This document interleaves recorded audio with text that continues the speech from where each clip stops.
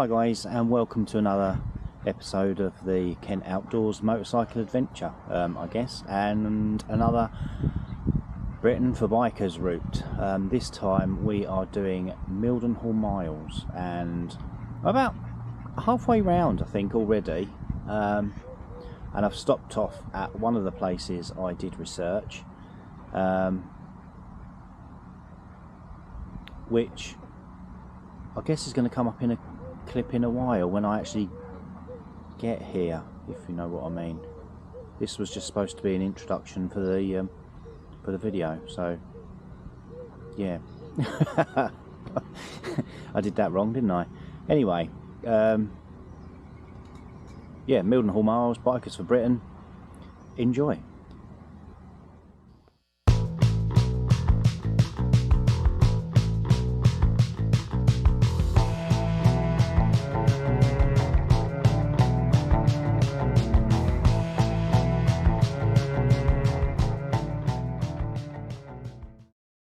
So we're starting at Five Ways roundabout and heading north up the A1065 past RAF Lakenheath before turning left and picking up B roads through Hockwold cum Wilton, Feltwell and Methwold. Following the A134 to pop in on Billy the Seal at Wareham, then heading west through Downham Market and on to Outwell. Here we head through open countryside, bypass Littleport and dropping southeast back to Mildenhall.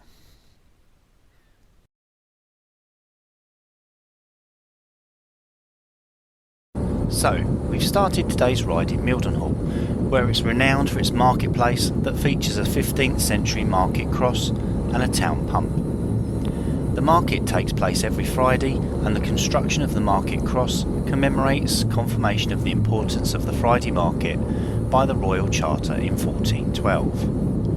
The town pump acts as a reminder that piped water was not available until the 1940s. One of Mildenhall's claims to fame was the unearthing in January 1943 of the Mildenhall treasure. This is a major collection of 34 of the finest surviving examples of Roman silversmith work, believed to have been buried in the 4th century.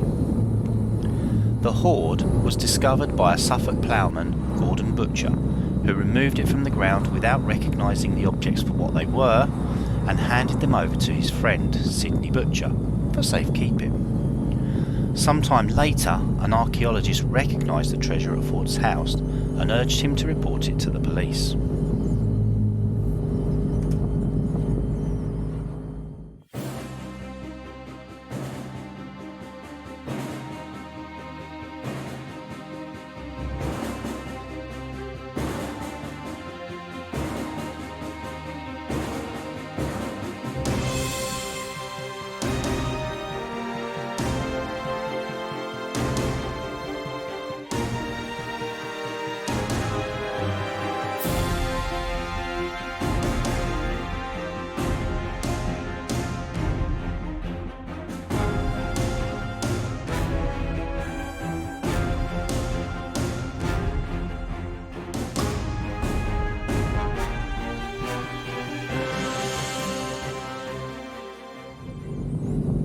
The first use of RAF Lakenheath Warren as a flying corps airfield was during the First World War, when the area was made into a bombing and ground attack range for aircraft flying from RFC Feltwell and RFC Thetford.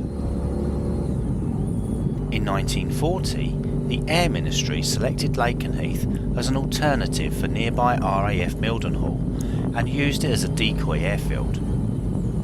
Surface runways were constructed in 1941, with the main runway being 3,000 feet and 2 subsidiary runways at 2,000 feet. The first of 2 recorded nuclear near accidents at Lakenheath occurred on 27th of July 1956, when a B-47 bomber on a routine training mission crashed into a storage igloo beside the runway containing 3 Mark 6 nuclear weapons. The igloo was ripped apart and the aircraft exploded, showering the stored bombs with burning aviation fuel. The bombs each had a yield 10 times greater than the little boy atomic bomb dropped on the Japanese city of Hiroshima during the Second World War. A second nuclear near disaster occurred at Lakenheath 5 years later in January 1961. A parked US Air Force F-100 Super Sabre loaded with Mark 28 hydrogen bombs caught fire after the pilot accidentally jettisoned his fuel tanks upon turning his engines on, the fuel tanks rupturing as they struck the concrete runway beneath. The aviation fuel inside ignited and flames engulfed the nuclear bomb beneath the aircraft, leaving the nuclear weapon scorched and blistered. The hydrogen bomb involved had a yield of at least 70 kilotons. Following French President Charles de Gaulle's insistence in 1959 that all non-French nuclear-capable forces should be withdrawn from his country, the USAF began a redeployment of its North American F-100 equipped units from France.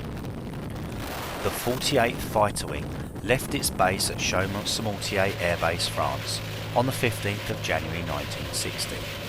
Its aircraft arriving at Lakenheath that afternoon, and it's been here ever since.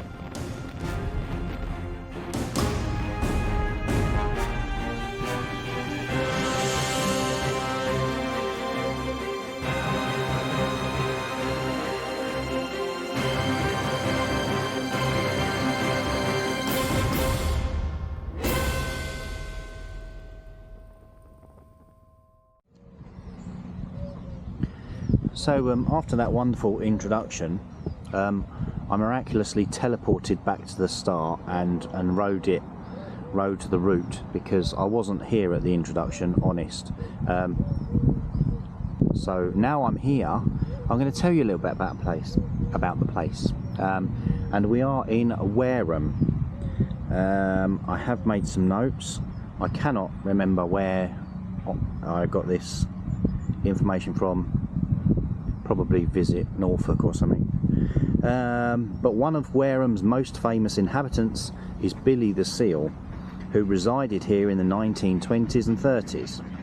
He lived in this here village pond, and he used to go to the local pub, the George and Dragon, which is, I'll just show you, literally, by the pond. There's the George and Dragon. So we can, here's the pond, absolutely beautiful. What a magnificent little village.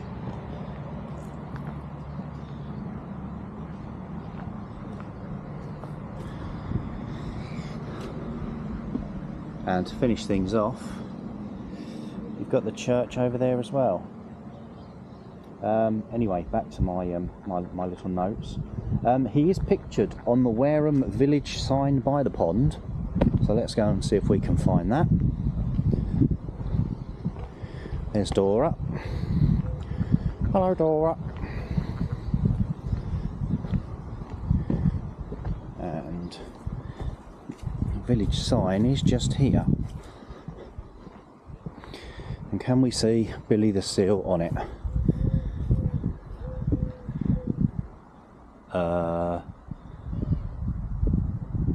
Well, I can't. I can see ducks, the pond, the war memorial, the church, and I'm wondering if that's King Edmund. But there's no Billy the Seal there, is there? SJB, oh, my initials. I didn't draw it, honest. Ah, there he is. There he is. Oh, isn't that beautiful? Anyway, back to Billy the Seal, because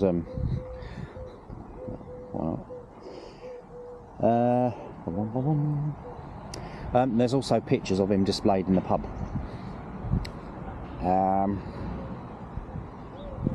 In 1931, a film reel was made of him, and it's available to watch on the British Film Industry's YouTube channel. I will put a link in the description, because I have watched it, and it is really cute and quite heartwarming. It's one of them bits of history that you just think, ah. definitely highly recommend having a watch of it. Right, well, that's enough of a stop for me. It's going to get a quick drink, get back on the bike and carry on.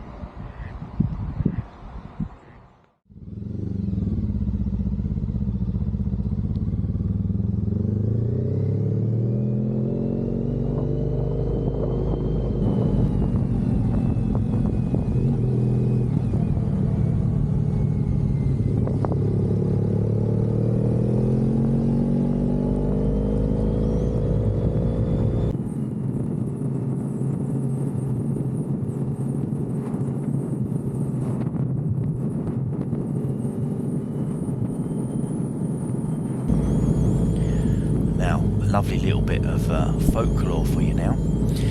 A toadman or toadman is someone of the fens of East Anglia and Lincolnshire who has made a deal with the devil which gives them control over horses. Stories of toadmen seem to have been prevalent in the region during the interwar period of 1918 to 1938.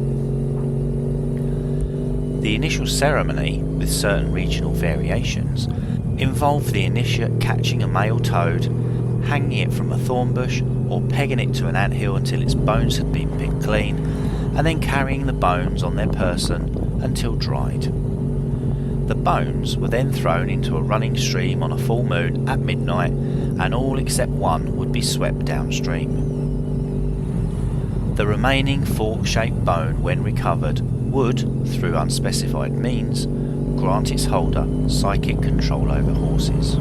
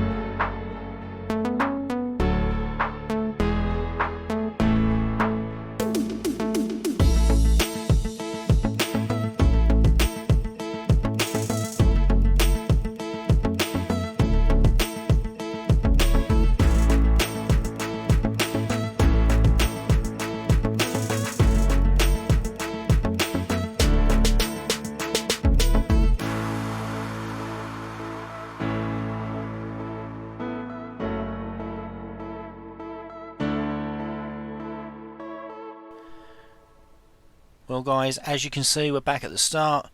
Thanks for watching.